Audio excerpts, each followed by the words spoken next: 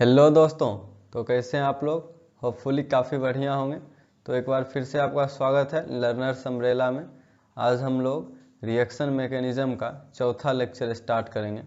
हम लोगों ने 3 लेक्चर पढ़ लिया है। लेक्चर 3 में हम लोगों ने क्या पढ़ा था वो मैं एक बार यहाँ पे समराइज़ कर देता हूँ।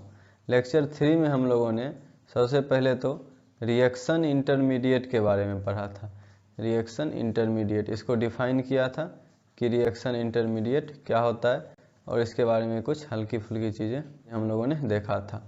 और दूसरा चीज़ जो हम लोगों ने देखा था कि नंबर ऑफ रिएक्शन इंटरमीडिएट के बेसिस पे रिएक्शन को कितने भाग में बांटा गया, यानी कि टाइप्स ऑफ रिएक्शन किसके बेसिस पे, नंबर ऑफ रिएक्शन इंटरमीडिएट के बेसिस पे। तो इसमें 2 प्रकार का रिएक्शन था। पहला सिंगल स्टेप रिएक्शन और दूसरा मल्टीपल स्टेप रिएक्शन या मल्टी स्टेप रिएक्शन।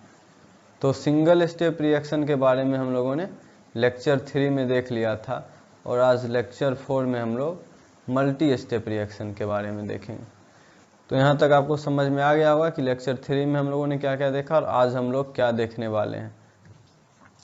ये देखिए, मल्टी स्टेप रिएक्शन हमारा आज का टॉपिक है। तो पहले इसका डेफिनेशन देख लेते हैं।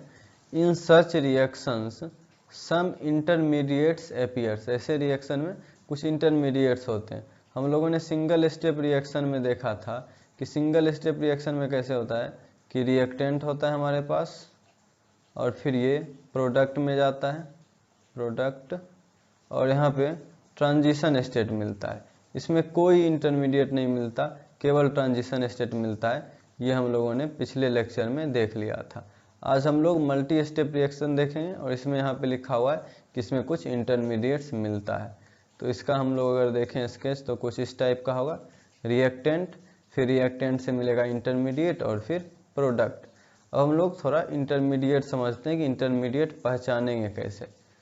जैसे मान लीजिए कोई भी रिएक्शन है, उसमें सबसे पहले हमारे पास ए है, वो ए बी में जा रहा है, फिर बी जो है वो सी में जा रहा है, और फिर सी जो है वो डी में जा रहा है, डी से ई में जा रहा है, और ई से एफ में जा रहा है, यहाँ तक।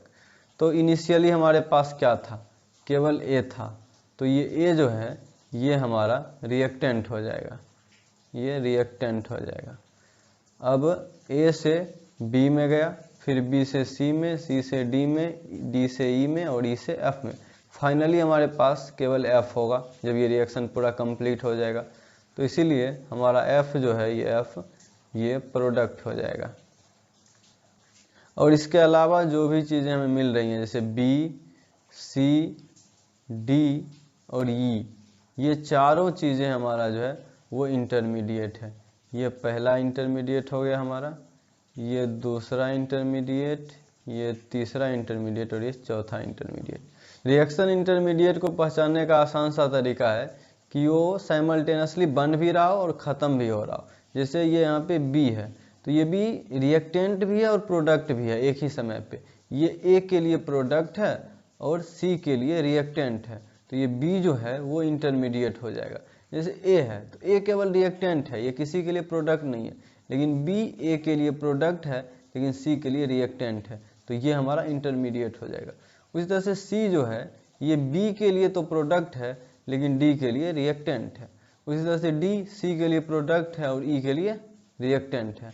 ई जो है वो एफ के लिए रिएक्टेंट है और डी के लिए प्रोडक्ट है, लेकिन एफ जो है वो ई के लिए प्रोडक्ट है लेकिन किसी के लिए रिएक्टेंट नहीं है, इसीलिए ये केवल प्रोडक्ट है। तो इंटरमीडिएट को पहचानना आप लोग सीख गए होंगे। अब दूसरा चीज़ ये देखते हैं कि ये कितने स्टेप का रिएक्शन है। तो ये जो हमारा यहाँ पे है ए से बी में जाने का प्रोसेस, ये फर्स्ट स्टेप है, बी से सी सेकेंड स्टेप, सी से डी थर्ड, ये फोर्थ और ये फिफ्थ। इसी रिएक्शन को हम लोग ऐसे भी लिख सकते हैं कि ए से बी में गया, फिर बी से सी में गया, और फिर सी से डी में गया, फिर डी से ई में गया, और फिर ई से एफ में गया। यहाँ देखिए, अगर ये रिएक्टेंट साइड है और ये प्रोडक्ट साइड है, तो यहाँ पे देखिए आपका बी जो है ये प्रोडक्ट साइड में भी है, रिएक्टेंट साइड में भी है। सी जो है प्रोडक्ट साइड में भी है, रिएक्टेंट साइड में भी है। डी जो है प्रोडक्ट साइड भी है, रिएक्टेंट साइड भी है, ई भी प्रोडक्ट साइड भी है, रिएक्टेंट साइड भी है, तो ये सभी इंटरमीडिएट्स है। लेकिन ए केवल रिएक्टेंट साइड है और एफ केवल प्रोडक्ट साइड है, तो ए रिएक्टेंट है और एफ प्रोडक्ट है। तो यहाँ से भी समझ में आ गया होगा। और यहाँ से आप स्टेप भी आसानी से देख सकते हैं, step 1, step 2, step 3, step 4, step 5, और ये 5 स्टेप का रिएक्शन है। सिंगल स्टेप रिएक्शन में एक भी इंटरमीडिएट नहीं मिलता था, जबकि यहाँ पे इंटरमीडिएट मिल रहा है। तो ये सारी चीज़ें आपको समझ में आ गया होगा कि इंटरमीडिएट को कैसे पहचानते हैं। अगर किसी रिएक्शन में स्टेप बताना हो कि ये कितने स्टेप का रिएक्शन है, तो ये सब भी हम लोग बता सकते हैं। अब हम लोग यहाँ पे इंटरमीडिएट का एग्जाम्पल कुछ देख लेते हैं। ये हम लोगों ने पिछले लेक्चर में भी देखा था और यहाँ भी एक बार देख लेते हैं ताकि आपको पिछली चीज़ें याद आ जाए। तो यहाँ पे हमारा है इंटरमीडिएट और यहाँ पे नीचे हम लोग कुछ एग्जाम्पल देखने वाले हैं इंटरमीडिएट का। तो सबसे पहला एग्जाम्पल हमारा है कार्बोकेटाइन, और दूसरा एग्जाम्पल है कार्बेनाइन, तीसरा एग्जाम्पल कार्बन फ्री रेडिकल, चौथा एग्जाम्पल कार्बीन, पांचवा एग्जाम्पल नाइट्रीन, और छठा एग्जाम्पल बेंजाइन। ये हमारा बेंजाइन है। तो ये सब आपको याद आ गया होगा। अब चलिए हम लोग मल्टी स्टेप रिएक्शन का ग्राफिकल रिप्रेजेंटेशन देखते हैं। पिछले लेक्चर में हम लोगों ने सिंगल स्टेप रिएक्शन का ग्राफिकल रिप्रेजेंटेशन देखा था। वो कुछ इस तरह से था, ये रिएक्टेंट का एनर्जी लेवल, ये प्रोडक्ट का एनर्जी लेवल, और यहाँ पे हमारा ट्रांजिशन स्टेट मिलता था। ये पीक जो है वो ट्रांजिशन स्टेट को रिप्रेजेंट करता था। तो ये बातें हम लोगों ने सिंगल स्टेप रिएक्शन में देखा था। आज हम लोग मल्टी स्टेप रिएक्शन का ग्राफिकल रिप्रेजेंटेशन देखेंगे। ग्राफिकल रिप्रेजेंटेशन, ये हमारा ग्राफ आ गया, वाई एक्सिस पे पोटेंशियल एनर्जी और एक्स एक्सिस पे रिएक्शन प्रोग्रेस। और मल्टी स्टेप रिएक्शन के लिए मैं एक ग्राफ खींच लेता हूँ। ये देखिए हमारा कुछ यूँ ग्राफ आ जाएगा मल्टी स्टेप रिएक्शन के लिए, ये, और यहाँ पे ये हमारा रिएक्टेंट का एनर्जी लेवल है और ये प्रोडक्ट का एनर्जी लेवल है। यहाँ पे मैं लिख देता हूँ रिएक्टेंट, और रिएक्टेंट जो हमने लिया है वो है AB और साथ में C माइनस।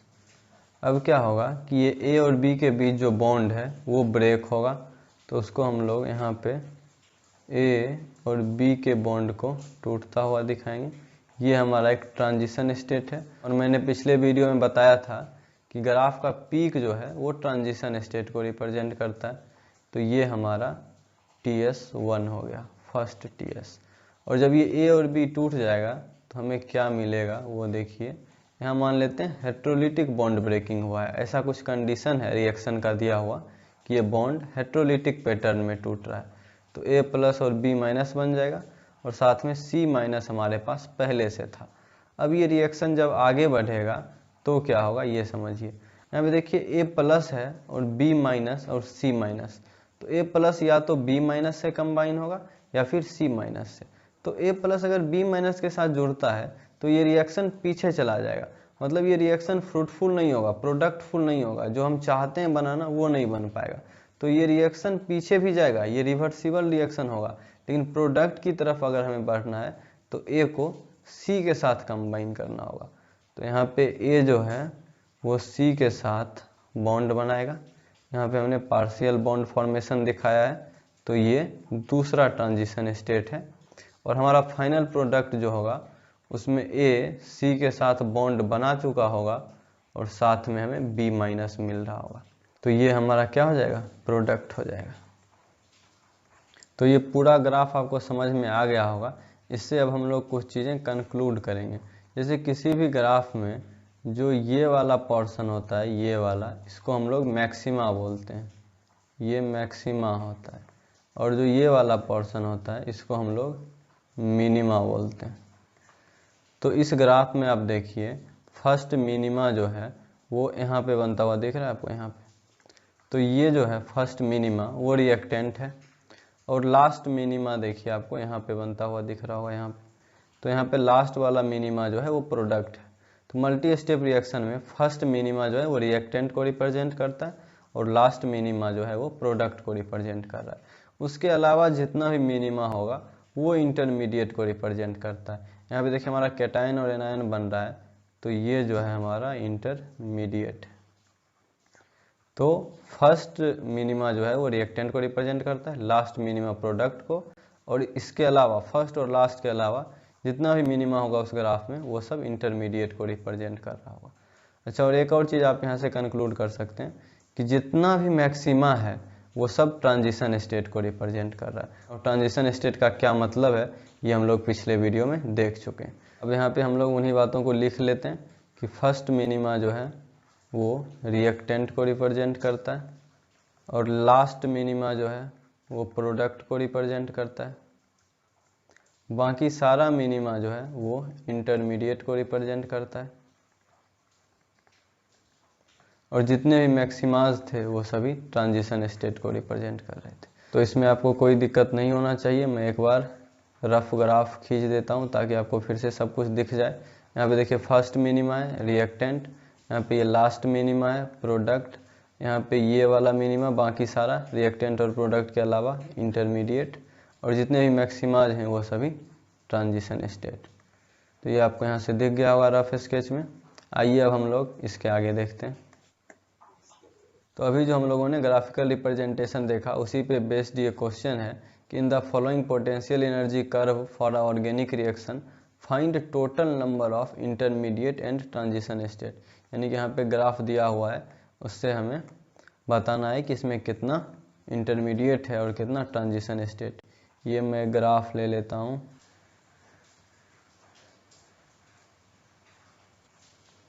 तो ये हमारा एक ग्राफ है, इसमें आपको नंबर ऑफ ट्रांजिशन स्टेट और इंटरमीडिएट बताना है।